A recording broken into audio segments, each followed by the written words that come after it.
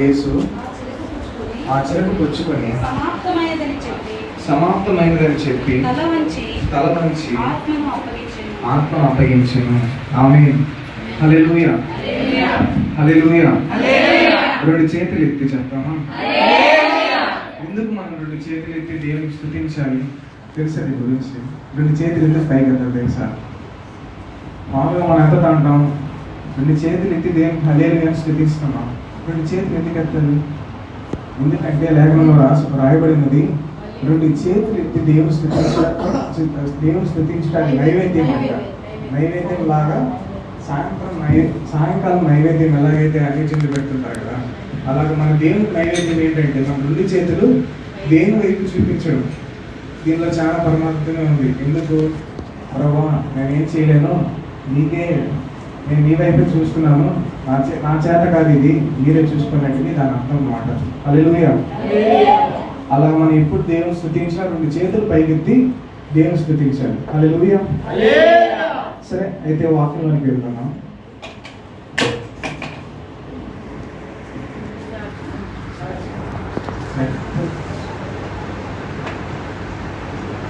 యేసు ఆ చిలకను పుచ్చుకొని సమాప్తమైనదని చెప్పి తల నుంచి ఆత్మను అప్పగించాడు. ఇక్కడ ముందుగా చూసుకుంటే యేసు ప్రభువు వారు ఏం పుచ్చుకున్నారంటే చిలక దేనికి సాదృశ్యం అంటే పాపానికి సాదృశ్యం అన్నమాట. ఇప్పుడు మనము చాలా అవకాశంతో ఉన్నాం కదా, దాహంగా ఉంటుంది. ఇప్పుడు దాహంగా చల్లటి మంచిగా తాగాము కాబట్టి ఎలా ఉంటుంది? హృదయం చాలా కొంచెం తృప్తిగా ఉంటుంది, కొంచెం నెమ్మదిగా ఉంటుంది మనస్సు అనేది కదా. అదే బాగా ఇప్పుడు ఎండ వస్తే బాగానే మండుతుంది, నుంచి ఎండట్లో పరిగెత్తుకుంటూ వచ్చి చెమట కారస్తా దాహంతో గొంతట్టి ఎండిపోతా వచ్చి దాహం అని నీళ్ళు ఇవ్వమంటే చల్లటి నీళ్ళు ఇస్తే ఎలా ఉంటుందండి? ఆ ఫీలింగే వేరే కదా, చాలా తృప్తిగా ఉంటుంది చల్లటి నీళ్ళు తాగితే ఆ సమయంలో. అదే ఆ సమయంలో అంటే బాగా మండుతూ వేడి నీళ్ళు ఇస్తే ఎలా ఉంటుంది? చాలా కష్టంగా ఉంటుంది కదా. అలాగే ఉంది దేవునికి కూడా ఆ పరిస్థితి. హల్లెలూయా. ఆయన యేసు ప్రభువు వారు సిలువలో అక్కడ కొరడాలతో కొట్టబడి ఏడ్చబడి అలాగే త్రోయబడి కొంతమంది వేస్తూ కొంతమంది తిడుతూ అలాగే ఎంతో ఘోరమైన ఆ సిలువలో భరిస్తూ ఆ భారం, ఆ సిలువను మోయాలంటే ఎంత బరువు అండి? చాలా బరువు కదా. మనం ఒక బిందె నీళ్ళు మోయడానికి కష్టపడుతుంటాం, కానీ యేసు ప్రభువు వారు ఎంతో తనకు మించిన అధికమైన బలం అది, ఎంతో బరువు అది. ఆ సిలువను మోసుకుంటూ, అది మామూలు రోడ్లపై నడవట్లేదు, కొండపై తీసుకెళ్తున్నాడు. అంత కష్టపడి దేవుడు ఎక్కి అక్కడ సిలువ వేయబడేటప్పుడు సిలువలో ఉన్నప్పుడు దాహం వేసింది అన్నమాట యేసు ప్రభు వారు. దాహం వేసినప్పుడు దాహం అని అడిగితే ఒంటరితులు ఏమిచ్చారు? చేదైన చిరకిచ్చాడు. అది దేవుడు పుచ్చుకున్నాడా? పుచ్చుకోలేదు. ఎందుకు? ఆయన దాహాన్ని తీర్చలేదు కాబట్టి. దాహం ఉన్నప్పుడు నీళ్ళు ఇస్తే తీరుతుంది. ఇప్పుడు మీకు వేడి నీళ్ళు ఇస్తే తాగుతారా? ఇప్పుడు నేను చెప్పినట్టు మంచి ఎండలో వచ్చి వేరే ఆ దాహాన్ని చంపుకుంటాం, కానీ ఆ వేడి నీరు అనేది మనం తాగలేము అన్నమాట. కష్టంగా ఉంటుంది పరిస్థితి. అలాగా మనం చేసే ప్రతిరోజు మన రోజు అసలు దేంతో మొదలు పెడుతున్నాము? సమాప్తమైనది. దానికో వర్డ్ ఉన్నాయి, రెండు పదాలు ఉన్నాయి. అదేమేమి?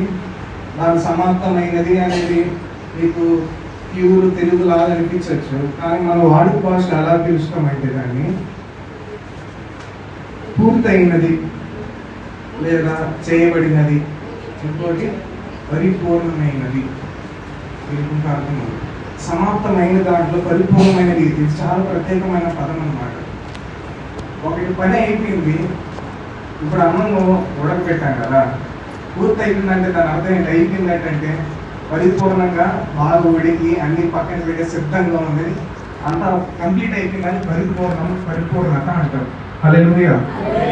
అలాగే దేవుడు తన పనిని ఆది నుంచి అంతం వరకు ముగించి సమాప్తమైనదని పలికిన 7వ మాట ప్రత్యేకత. హల్లెలూయా. ఈ మాట గురించి మన ధ్యానిద్దాము ఇప్పుడు. అలాగా ముందుగా చిలకను చూసుకొని మళ్ళీ ముందుగా సాగుతాము. ఇలా చేయలేని చిలక దేవుడు పుచ్చుకున్న తర్వాత ఆయన దాన్ని ఇంకా దాన్ని తీసివేసేసాను అనమాట. ఒంటరి అది కూడా ఇవ్వలేదు. ఇప్పుడు మన పరిస్థితిని, మన దినం చూసుకుంటే మనము ప్రారంభించడం అంతం, ఒక దిన ప్రారంభం, ఆ దిన అంతం ఎలా ఉంటుందో ఒకసారి మీకే అర్థం చేసుకోండి. ఇప్పుడు మీరు జ్ఞాపకం చేసుకుని మన దినాలు ఎలా ప్రారంభిస్తున్నాము, మన దినమును ఒక రోజుని ఎలా ముగిస్తున్నాము, ఒక రోజుని ఎలా ప్రారంభిస్తున్నాము ఒకసారి మనం ఆలోచించినట్లయితే తెల్లవారుగా లేస్తాము. అప్పుడు చేస్తే ప్రార్థన చేస్తున్నాం, లేదంటే ప్రార్థన చేయం. నిజమా కాదా? మనం ఒప్పుకోవాలి. ఇప్పుడు ఒకరోజు మరీ నిద్ర అయితే పడుకునేస్తాం, ప్రార్థన కూడా చేయం, లేస్తాం. సరే ప్రార్థన కూడా చేయకుండా లేట్గా లేస్తాం. సరే పొలు తోముకుంటాం, పొలు తోముకున్న తర్వాత తింటాము. లేదా పనులకు వెళ్ళాల్సిన వాళ్ళు పనులకు వెళ్తారు, వస్తారు, తింటారు. మళ్ళీ మధ్యాహ్నం అయితే భోజనం కలిసి చేస్తారు, పనులు బ్రేక్ తీసుకొని. మళ్ళీ పని అయిపోయిన వెంటనే మరలా ఇంటికి వస్తాము. ఇంటికి వచ్చిన తర్వాత ఏం చేస్తామంటే వాళ్ళ అట్ట వీళ్ళ అట్టని ఏం చేస్తాం, వాళ్ళ గురించి వీళ్ళ గురించి మాట్లాడతాము. ఇంకా టాబ్లెట్ మింగాలంటే మింగుతాం. ఇది ఇలాగ చేసిన తర్వాత మళ్ళీ పడుకుంటాం, పడుకుంటాం. అంటే ఇదేనా జరుగుతుంది? ఇంకేదైనా మొత్తం ఏమైనా జరుగుతున్నాయా కొత్తగా? ఇంకేమైనా జరుగుతాయి చెప్పండి, పర్లేదు. మన రోజువారి దినాలు అనేది ఇలాగే గడిచిపోతున్నాయి అన్నమాట, అవునా? కానీ దేవుడు మనల్ని ఈ లోకాన్ని పుట్టించింది ఒక పని ఉంది. దేవుడు ఏ రీతిగా అయితే పని ఉందో సిలువలో, ఆయన పని ఏంటంటే ఆయన సిలువలో మరణించడం పని. దేవుడు దేనిని ఇక్కడికి వస్తే సమాప్తమైనది, పరిపూర్ణమైనది. ఏది పరిపూర్ణమైంది? అసలు ఎందుకు దేని దేవుడు పరిపూర్ణం చేశాడు, దేని ముగించాడు? ఏ పని చేసిన తర్వాత ఇది అయిపోయింది, సమాప్తమైనది అని పలికాడు అని చూస్తే క్లుప్తమైన, నేను రెఫరెన్స్ ఎక్కువ చేయను, మీకు అర్థమయ్యేలా ఫస్ట్ చెప్పేస్తాను నేను. ఏంటంటే దేవుడు ఎందుకు ఈ లోకానికి వచ్చాడంటే నశించిపోతున్న ఆత్మను రక్షించటకు దేవుడు ఈ లోకానికి వచ్చాడు. వెతికి రక్షించి, ఎవరైనా చెడిపిన వాళ్ళు వెతికి రక్షిస్తారా? అసలు రక్షించారు. అలా ఉన్న ఈ లోకంలో దేవుడు ఏం చేశాడంటే నశించిపోతున్న ఆత్మను రక్షించటకు, పాడైపోయిన బ్రతుకులు బాగు చేయటకు, చనిపోయే స్థితిలో అనారోగ్యాలతో బాధపడుతున్న వారిని బ్రతికించి వాళ్ళని పరలోక రాజ్యాన్ని చేర్చడానికి దేవుడు ఈ లోకానికి వచ్చి మనం చేసిన పాపాలకి ఆయన ఏం చేశాడు? బలయ్యాడు. మనం చూస్తే పాతకాలం కాదులేదు, ఇప్పుడు కూడా ఏం చేస్తున్నారు? పొలంకి వెళ్ళి బలిస్తారు కదా. అసలు ఎందుకు ఈ గుడ్ ఫ్రైడే? అసలు ఎందుకు గుడ్ ఫ్రైడే? ఇది మనకొకరికే తెలుసా? ఇంకా అనేకులకి ఇది తెలాలి. అసలు మెయిన్ ప్రాధాన్యత ఏంటంటే గుడ్ ఫ్రైడే అంటే కొలీగ్స్లో ఒకైనా గుడ్ ఫ్రైడే పార్టీ లేదా అని అడిగాడు. అసలు గుడ్ ఫ్రైడే దేనికైనా తనకు తెలియదు కదా, తన తప్పే లేదు.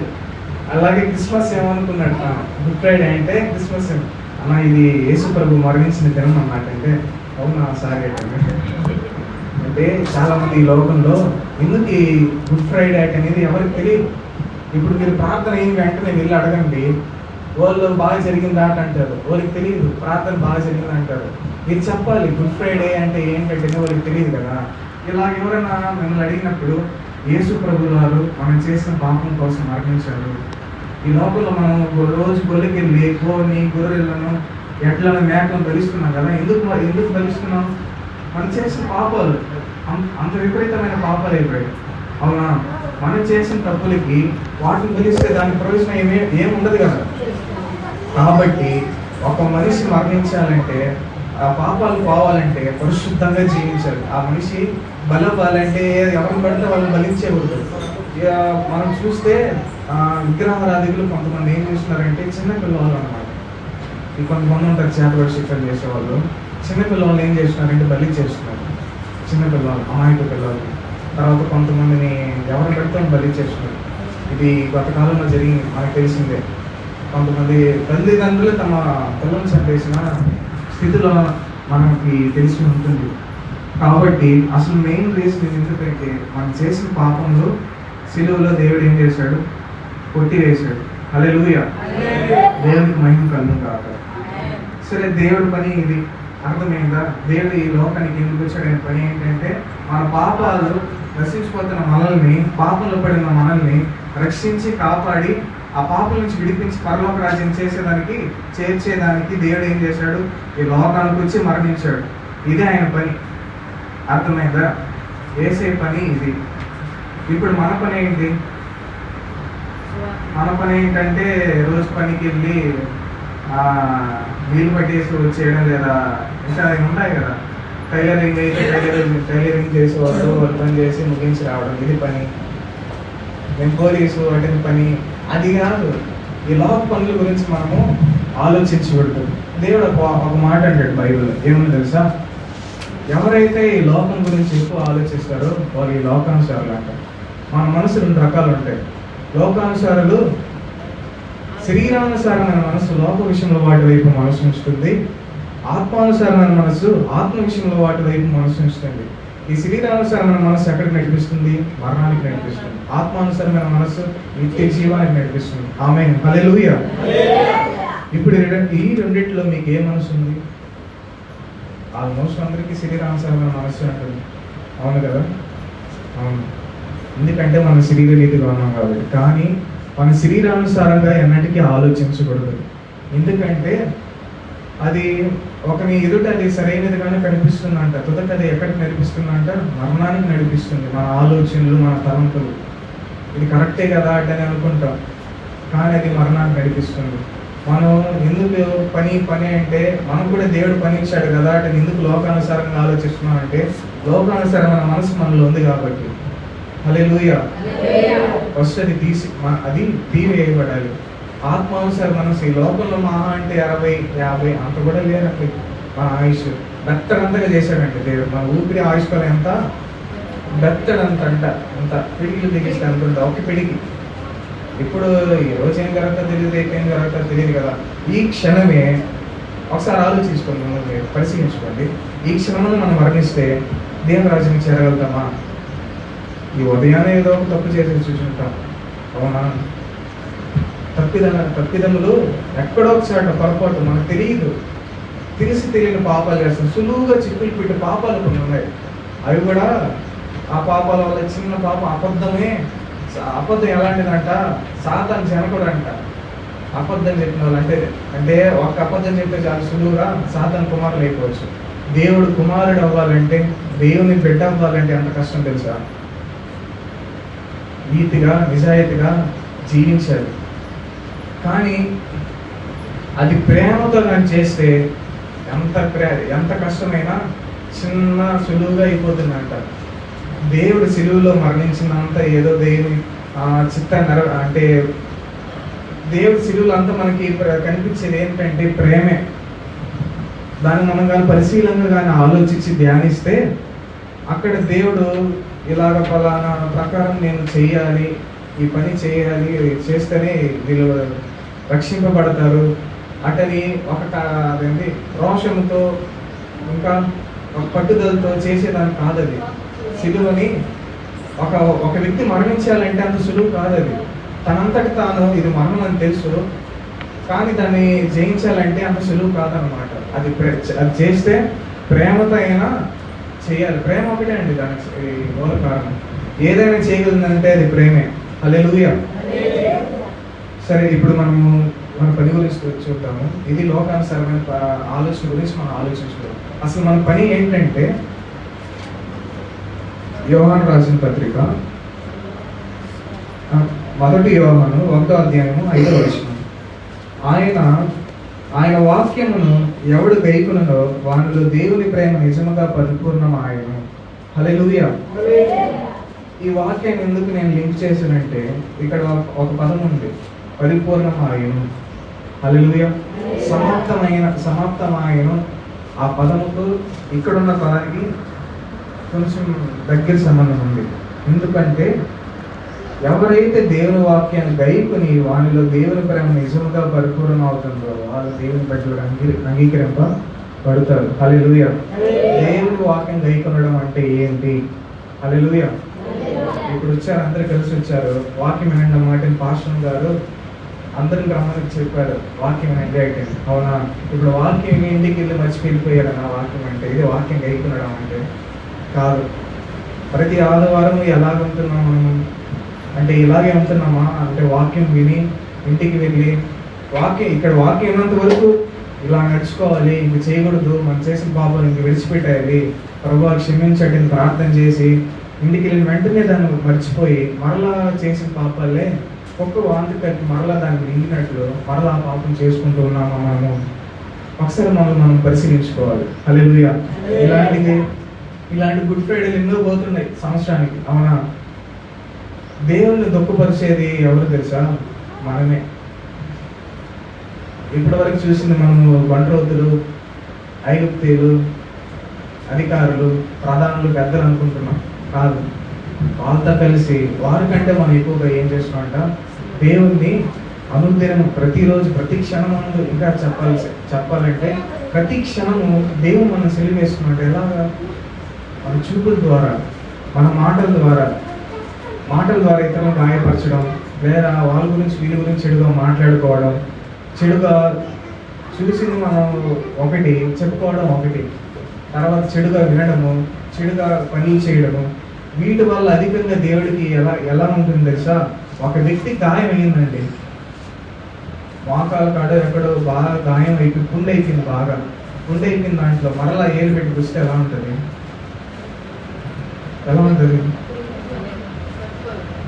చాలా గౌరవం ఉంటుంది కదా, చెప్తేనే తట్టుకోలేకపోతాం. మరి దేవునికి ఇంకా అధికమైన బాధ. ఆయన కొరకాలతో కొట్టిన దెబ్బలు ఉన్నాయి కదా, ఆ దెబ్బల కన్నా మనం చేసే పాపపు గాయం ఎంతో 1000 రెట్లు ఎక్కువగా ఉన్నాయంట.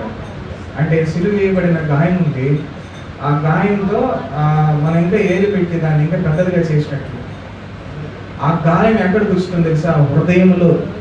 ఈ దేవుడు సిలువ వేయబడేటప్పుడంట శరీర రీతిగా సిలువ వేయబడ్డాడంట. అంటే నేను మీకు అర్థమయ్యే రీతిగా చెప్తున్నాను, కానీ అది అలా కాదు. అంటే బండ్రోతులు ఏం చేశారంటే శరీర రీతిగా గాయపరిచారు. మరి మనం ఏం చేస్తున్నాం అంటే ఆత్మానుసారంగా గాయపరుస్తున్నాం దేవుని. హల్లెలూయా. అర్థమైంది? వాళ్ళు శరీర రీతిగా సిలువ వేస్తే మనం ఆత్మానుసారంగా సిలువ వేస్తున్నాం దేవుని అనుదినం. హల్లెలూయా. కాబట్టి మనం దేవునికి ఇష్టలుగా ఉండాలంటే దేవుణ్ణి ఆ చెరక, ఇప్పుడు నువ్వు కూడా దేవునికి చెరక రసం ఇచ్చావంటే దేవుడు తీసుకుంటాడా? తీసుకోడు. మరి మనం ఎలాంటిది ఇవ్వాలి? మధురమైన తీయటి నీళ్ళని ఇవ్వాలి, చల్లటి నీళ్ళని ఇవ్వాలి. ఎండలో వచ్చిన వారికి చల్లటి నీళ్ళు ఇస్తే ఎలాగైతే వాళ్ళ హృదయం తృప్తి పొంది సంతోషంగా ఉంటుందో అలాగే చల్లటి నీళ్ళు ఇవ్వాలని దేవుడు కోరుకుంటున్నారు.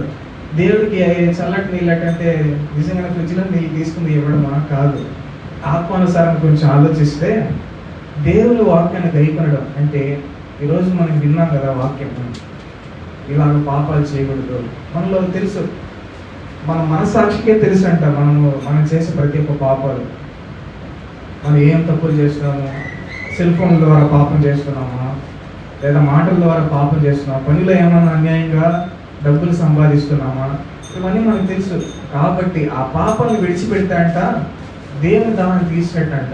ఆమేన్. హల్లెలూయా. దేవునికి చల్లటి నీళ్ళు ఇచ్చినట్లంట ఆత్మీయత రీతిలో ఆలోచిస్తాం. హల్లెలూయా. ఇది మన పని. ఇందాక పని అంటే ఏదనుకున్నారు కదా, దేవునికి నచ్చినట్లు జీవించడమే మన పని. హల్లెలూయా. ఇప్పుడు తల్లిదండ్రులు ఉన్నారు, వాళ్ళ బిడ్డలు ఏమవ్వాలనుకుంటారు? IAS IPS బాగా ఉంటే చాలు అనుకుంటారు కదా. అవన్నీ దేనికోసం? బాగుండాలని, మంచి చదివించేది. ఎందుకు? ఎక్కువ ధనం సంపాదించుకోవచ్చు. ధనం దేనికి? వాళ్ళ అవసరతలు తీర్చుకోవడానికి, తినడానికి, ప్రతి దానికి ఇప్పుడు ధనమే కదా మూలం. అవునా కాదా? అలాగా తల్లిదండ్రులు దేనికోసం? వాళ్ళ క్షేమాన్ని కొరడానికి చూస్తారు. దేవుడు కూడా మన క్షేమం కొరకే. ఆయన ఆశ కూడా అదే అండి, ఆయన ప్రేమ కూడా అదే. ఆయన ఒక గ్రంథంలో అంటాడు, మేబీ సామెతలు అనుకుంటారు, ఏమంటాడంటే, నా కుమారుడా నా మాటను త్రోసివేయకు, మరలా నువ్వు పాపం చేసి అయ్యో నా తండ్రి ఉపదేశం ఎట్లా నచ్చితే నువ్వు మళ్ళీ రోధిస్తావు, మరలా బాధపడతావు. అటుని దేవుడు ఎంత జాలిగా ఎంత దీనంగా అడుగుతాడంటే, ఇది మనకేమో వాయిస్ రికార్డ్ లాగా పెట్టారు బైబిల్ ఏమన్నా? లేదు కదా, జస్ట్ చేయి రాతతో రాసింది ఇవన్నీ. కానీ బైబిల్ పరిశుద్ధ గ్రంథాన్ని ధ్యానించేటప్పుడు అంతా మనకి ఎలా అనిపిస్తుంది? ఒక వ్యక్తి మాట్లాడినట్టు అనిపిస్తుంది. ఆ ఫీలింగ్స్ మనకు అర్థమవుతాయి. వాళ్ళు కోపంతో మాట్లాడుతున్నది అర్థమవుతుంది, ఏడుస్తూ మాట్లాడుతున్నది అర్థమవుతుంది. అంటే జాలి కలిగి చెప్తున్నారా, ఇలాగ హెచ్చరించి చెప్తున్నారు. ప్రతి ఒక్క మాటలు మనకి ఎంత స్పష్టంగా దేవుడు రాసించాడండి. హల్లెలూయా. కాబట్టి దేవుని ప్రేమ, ఆయన బాధ, ఆయన సమస్తం అంతా మనపైనే, మనమే ఆయన బాధ అంతా. ఎలాగంటే మనం చెడిపోతున్నాం, నశించిపోతున్నామని.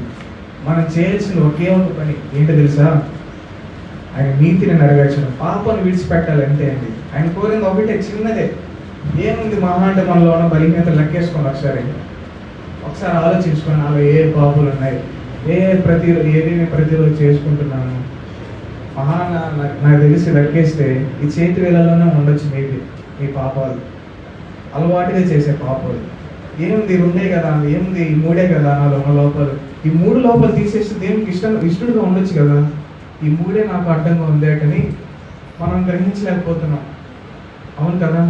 మనలో ఉన్న 2 లోపాలే. అరే, ఎక్కువ సమయం ఫోన్తో వ్యర్థం చేస్తున్నాం. అవునా? సమయం అంతా ఫోన్. అసలు మతి ఎక్కడి నుంచి వస్తుంది తెలుసా? ఫోన్ వల్లనే. ఫోన్లు ఎక్కువ చూసి ఆ రీల్స్ చూసి మనం చేస్తున్న పని మర్చిపోతాము, ఆఖరికి ఇల్లు కూడా మర్చిపోతాం. నిజమా కాదు? నిజమే. ఇప్పుడు మతి ఎక్కువ రావడం ఏంటంటే ఫోన్ వల్లనే. ఆ ఫోన్ వల్లనే సగం అదేంటి అపవాదికి పెద్ద ఆయుధం ఏంటంటే ఈ లోకంలో ఫోనే. ఆ ఫోన్ వల్లే అనేక క్రైస్తవులు చెడిపోవడం. ఆ ఫోన్ ప్రధానమైన పాపం ఏదంటే ఫోనే. ఫస్ట్ బలహీనత ఏదో ప్రతి ఒక్కరిలో ఉంటుంది. బలహీనత ఏది? ఫోన్. కానీ దీన్ని బహిరంగంగా చెప్పలేము. ఎందుకంటే అంతే. ఎందుకంటే అదే కదా నార్మల్ అయిపోయింది ఎక్కడ చూసినా.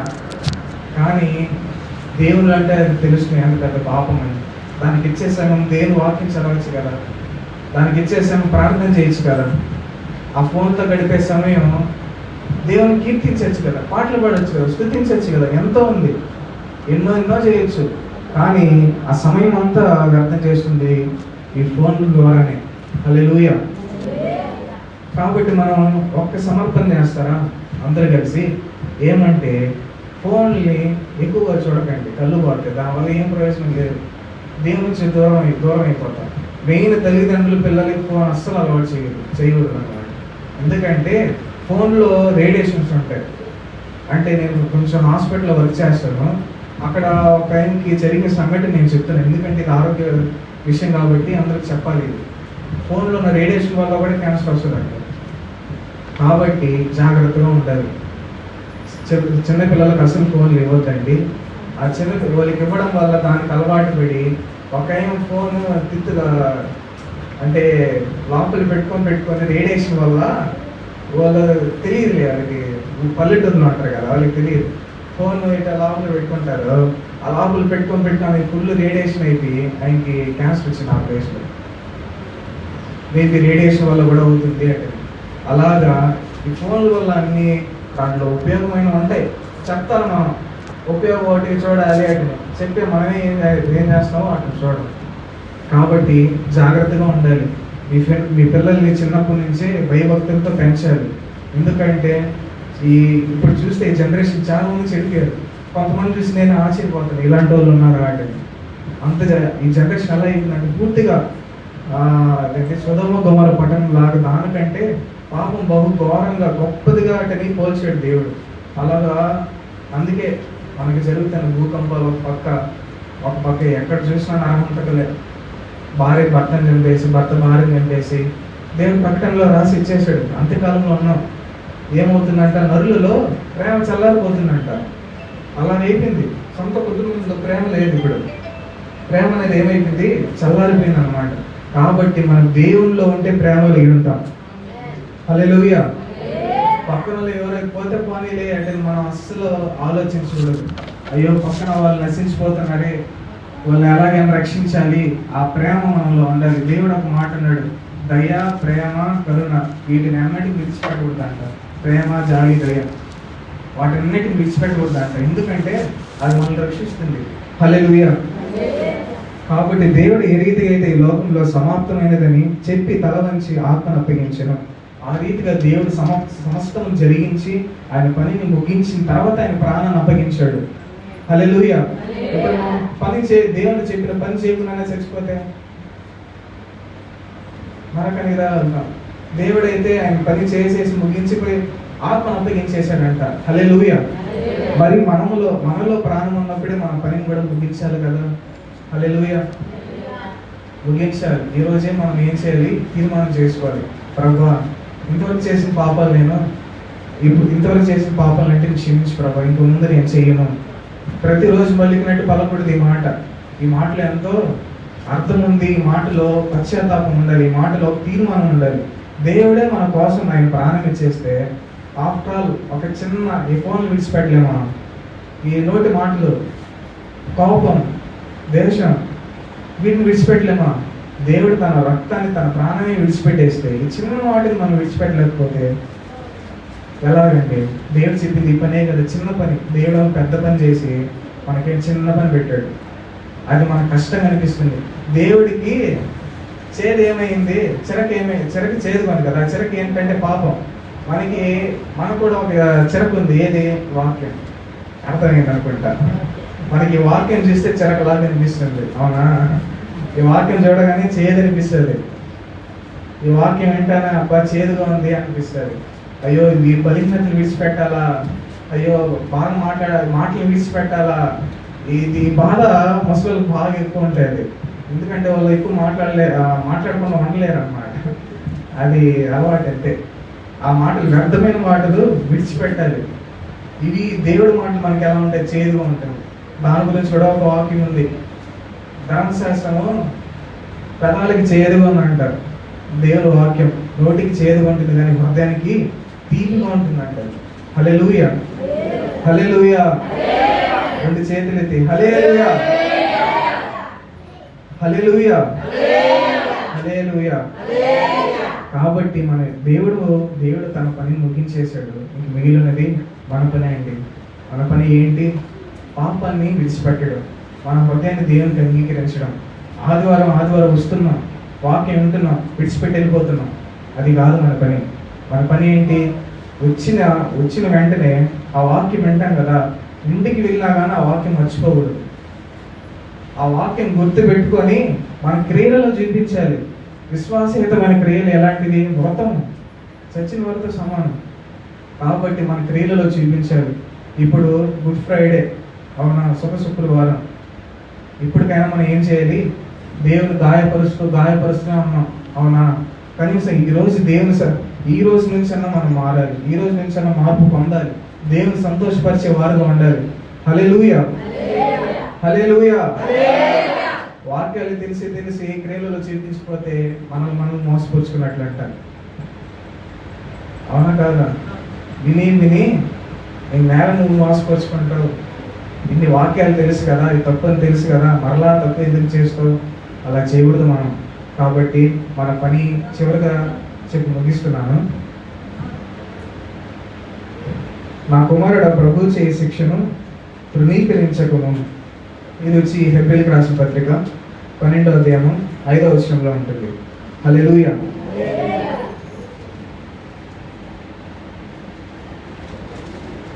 హెబ్రీయులకు రాసిన పత్రిక 12వ అధ్యాయం 5వ వచనం.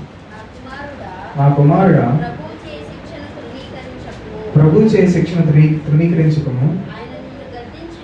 ఆయన నిన్ను గద్దించినప్పుడు విసుగకుము. ప్రభువు తాను ప్రేమించు వారిని శిక్షించి తాను స్వీకరించి ప్రతి కుమారుని దండించిన. చాలు. ఇప్పుడు నేను దండించినట్టే ఉంది కదా, కొంచెం గుచ్చుకున్నట్టే ఉంది. ఎందుకు? దేవుడు మిమ్మల్ని ఎక్కువగా ప్రేమిస్తున్నాడు అండి. వాక్యంలో చూస్తున్నారు. దేవుడు ఎవరినైతే ఎక్కువగా ప్రేమిస్తున్నాడో వాళ్ళని గద్దిస్తాడంట, శిక్షిస్తాడు కూడా. కానీ దేవుడు ఎప్పుడు శిక్షించే దేవుడు కాదు. హల్లెలూయా. ఆయనకు అధికారం ఉంది కదా, శిక్షించవచ్చు కదా, కానీ కొట్టలేడు. ఇప్పుడు మీ పిల్లలు కొట్టగలరా? చిన్న పిల్లలు కష్టంగా ఉంటుంది. దేవుడికి ఇంకా కష్టం. వాళ్ళు కొట్టాలంటే, శిక్షించాలంటే.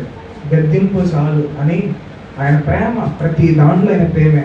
మనం దాన్ని పరిపూర్ణంగా ధ్యానిస్తే ఆయన వాక్యంలో, ప్రతి ఒక్క వాక్యంలో ఆయన ప్రేమ లేనిదే ఏదో రాయబడలేదు ఇక్కడ.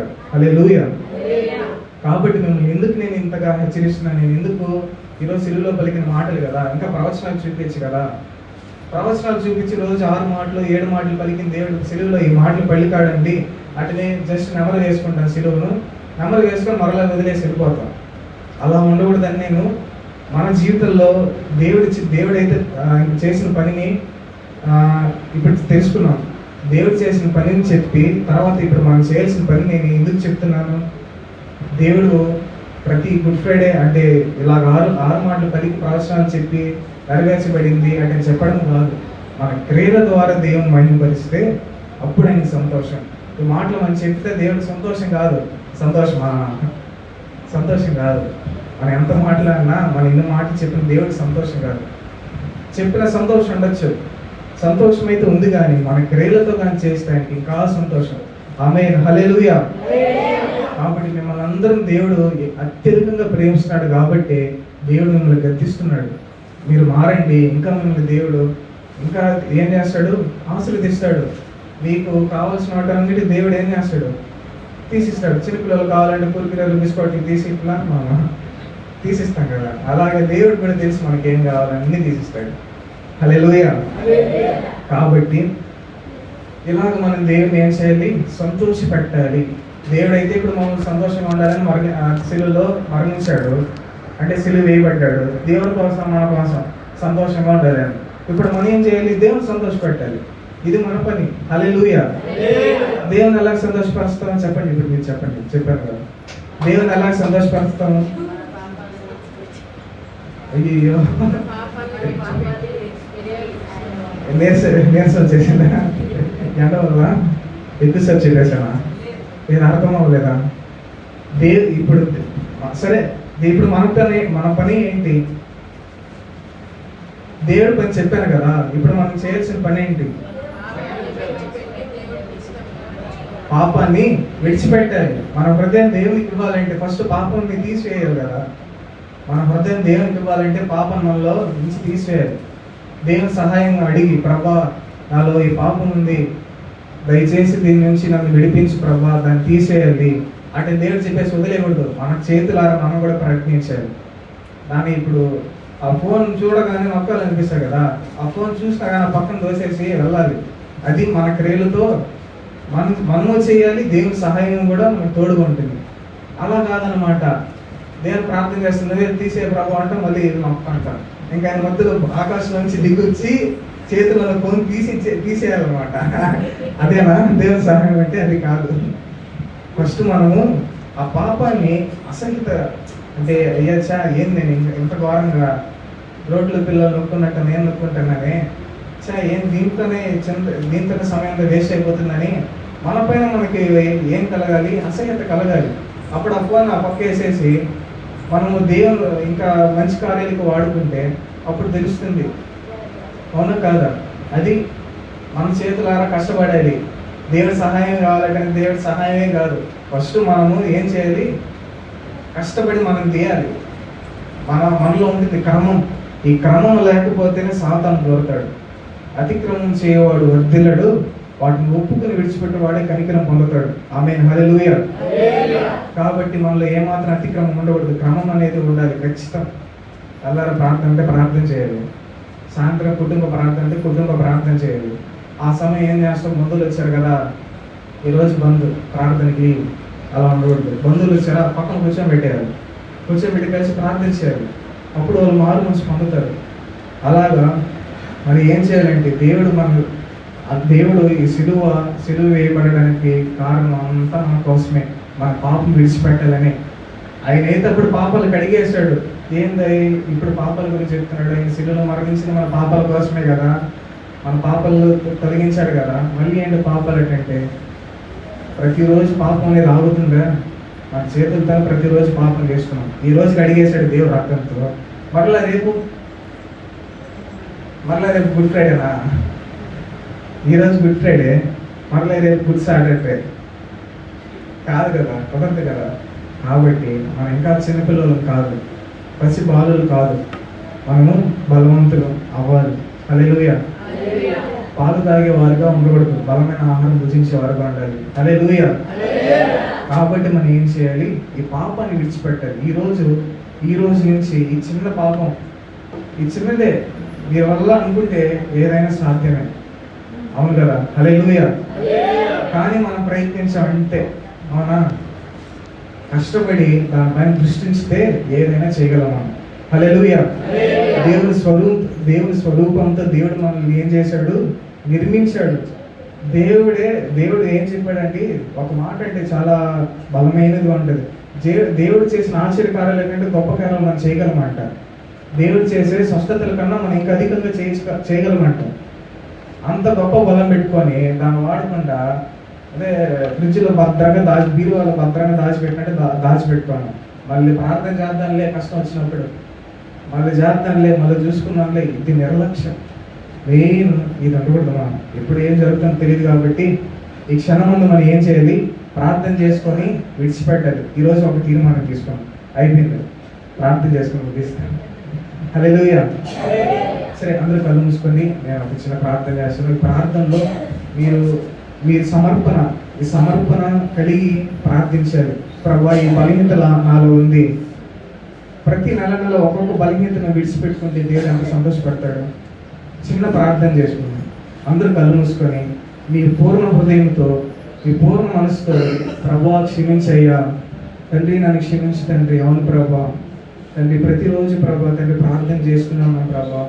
అయ్యా తండ్రి, ప్రార్థన చేస్తున్నాం కానీ మా క్రియలలో మేము పాపం విడిచిపెట్టలేకపోతున్నాం తండ్రి. అవునయ్యా, ఆయన మిమ్మల్ని ప్రార్థించి ప్రభా సహాయం చేయి అంటున్నాం కానీ మేము మనసు నుంచి దృష్టించి అయ్యా మా చేతులారా పాపాన్ని విడిచిపెట్టాలని అయ్యా తండ్రి మమ్మల్ని క్షమించయ్యా. మేము పాపాన్ని ప్రేమించే వరకు ఉన్నాం కానీ పాపాన్ని ద్వేషించే వరకు లేదయ్యా.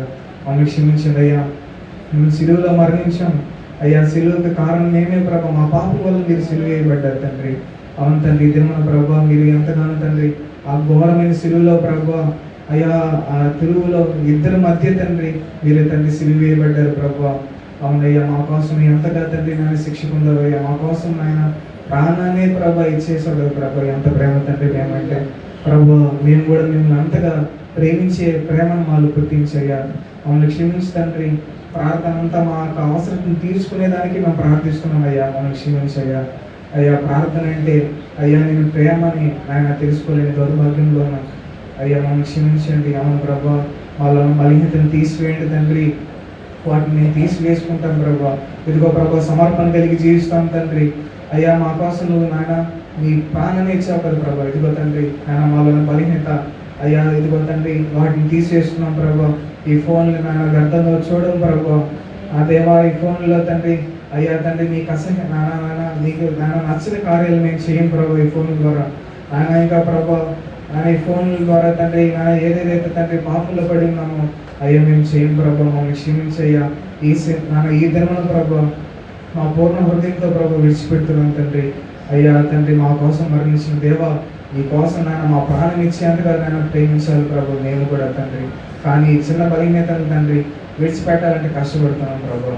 మా మనసును మార్చండి తండ్రి, మా హృదయాలను మార్చండి, మా ఆలోచన మార్చి తండ్రి ఏ రీతిగా అయితే ప్రభు 6వ మాటలో సిలువలో పలికారో అయ్యా చేదు చిరుకను కూర్చుకొని సమాప్తమైనదని అయ్యా చెప్పి నీ ఆత్మను ఏ రీతిగా అయితే తండ్రి అప్పగించావో అయ్యా, ఇదిగో ప్రభా ఈ లోకంలో ఉన్న పాపము మా హృదయంలో ప్రతి పాపము చేదైన వేరును ప్రభా మా హృదయంలో నుంచి ప్రతి చేదైన వేరును తీసివేయమని వేడుకున్నాను తండ్రి.